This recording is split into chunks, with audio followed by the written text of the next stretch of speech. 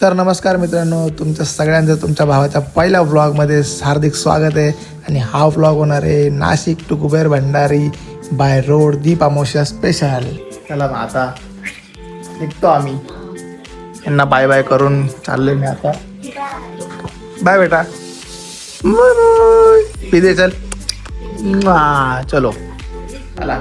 तर मग आता काढली आपली स्कूटर आणि आता आपण निघालोय आपल्या मित्राकडे. त्याला पण घेऊन जायचे. आम्ही 5 अमावस्या कंटिन्यू करतोय. आता ही शेवटची आपली दीप अमावस्या, गटारी नाही गतहारी अमावस्या. आणि आता आमच्या 2 टांगा टाकत आपण चाललोय भक्तिधामकडे. कारण की तिकडे येणार आहे आपली ट्रॅव्हल्स.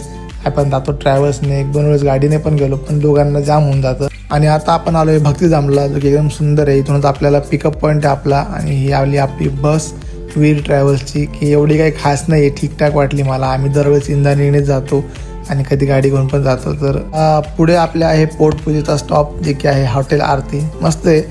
गुजरात बॉर्डरच्या पहिले हेच हॉटेल एक बेस्ट आहे. तुम्ही जेवण करू शकता आणि सगळ्या गाड्या इथेच थांबता. जेवणाची क्वालिटी पण चांगली आहे आणि चव पण छान आहे. तर नाशिकहून आपल्याला बरोड्याला जायच्या पहिले जो हा स्टॉप लागतो तो आहे कालाघोडा स्टॉप. इथून आपल्याला सर्व काही जवळ आहे, म्हणजे बस स्टँड आणि रेल्वे स्टेशन सुद्धा जवळच आहे. तर रिक्षा करायची सरळ जायचं बस स्टँड किंवा मग टॅक्सी स्टँडला. जिथून आपल्याला कुबेर भंडारी म्हणजे कर्नालीला जायला गाडी इझिली अवेलेबल आहे. इथून शेअरिंग टॅक्सी आहे, जे की 100 रुपये तुम्हाला सरळ कर्नालीला घेऊन सोडतील. आम्ही नेहमी बसने जातो, पण यावेळेस इकोने आलो थोडं लवकर आल्यामुळे. तर मग हे वातावरण बघा तुम्ही कर्नालीचं. आपण कुबेर धामला आलो आहे. हा एक तिथलं एंट्री गेट आहे. आता जिथून पण तुम्ही जाणार हे आहे एंट्री गेट म्हणून. त्याच्या बाजूलाच तुम्हाला तिकीट काउंटर पण भेटेल. आणि आता आम्ही चाललो आहे दर्शनाची रांग बघायला किती आहे आणि त्यानंतर आंघोळ करायची. तर गर्दी बघा तुम्ही, खतरनाक गर्दी आहे. पण आता आम्ही चाललो आता नर्मदेला, जिच्या प्रत्येक दगडामध्ये महादेवाची पिंड आहे. अशी नर्मदा नदी आहे. तिकडे आपण पवित्र स्नान करण्यासाठी चाललो आहे. यावेळेस पण नदीचं पाणी काही वरती आलेलं नाही. पाऊस कमीच आहे गुजरातमध्ये. आम्ही मागच्या वेळेस पण एवढंच पाणी होतं, तर काही पाण्याची सोय नाही. त्यानंतर आम्हाला मला 1-2 जण भेटले. ते म्हणताय ब्लॉग करताय, ऑल द बेस्ट, शुभेच्छा दिल्या. आणि आमचा एक दुसरा जोडीदार आहे, तो पहिले आंघोळीला पळाला. नंतर मी गेलो, आंघोळ वगैरे केली.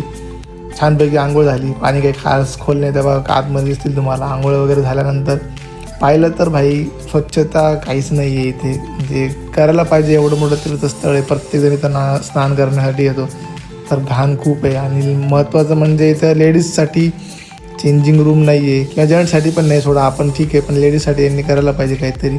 त्यानंतर हा इथून आपल्या पायऱ्या, जे की आता आपल्याला त्याच्यावरती मंदिराकडे. त्याच्या पहिले आपल्याला शूज आणि ते पण काढायचे. मग हा पहाड चढायचा म्हणजे एकदम जीवावर आलं होतं माझ्या, कारण की सरळ पायऱ्या आणि दम लागतोय डायरेक्ट पायऱ्या चढताना. तसं आलो आहे मी वरती. हे तुम्हाला जे बोललो तुम्ही तिकीट काउंट, इथेच तुम्हाला 250 रुपये द्यायचे आणि तिकीट घ्यायचे. तर हे ते तिकीट आहे, VIP तिकीट म्हणतात तेच.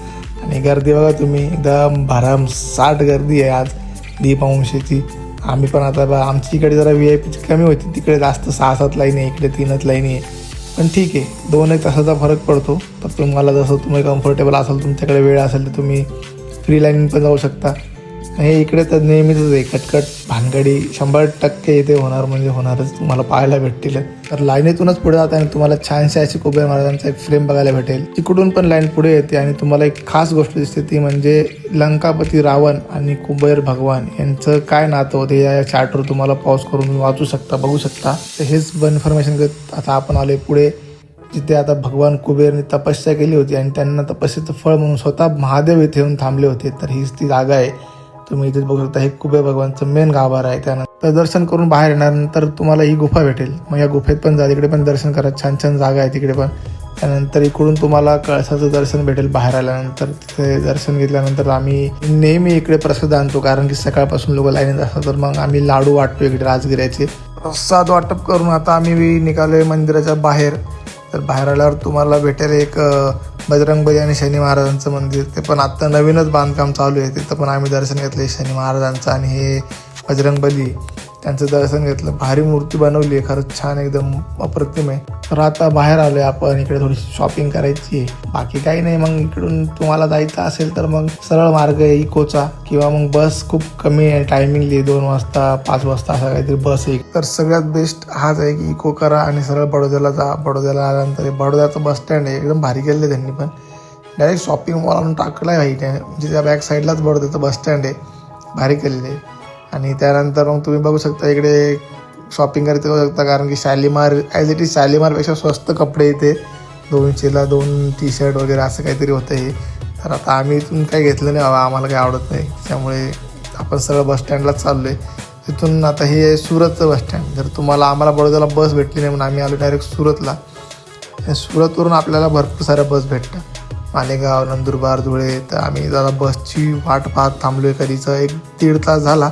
तर आम्हाला समजलं की 6 वाजता आम्हाला बस आहे. तर मग 6 वाजता ही आपली बस आहे, लालपरी भेटली आहे, जी की अहिल्यानगरला चालली होती. याच्यानंतर पण एक शिर्डी बस आहे, तर तुम्ही कधीही मिस केली तर त्याने जाऊ शकता. आम्हाला जागा व्यवस्थित भेटली आहे. तर ही बस आता आपल्या रात्री 1-1:30च्या आसपास नाशिकला सोडेल. तर मग हा होता आपला प्रवास आणि आपला पहिला व्लॉग. तर तुम्हाला आवडला असेल तर नक्की फॉलो करा, सबस्क्राईब करायला विसरू नका. तर भेटूया मग आता पुढच्या व्हिडिओमध्ये.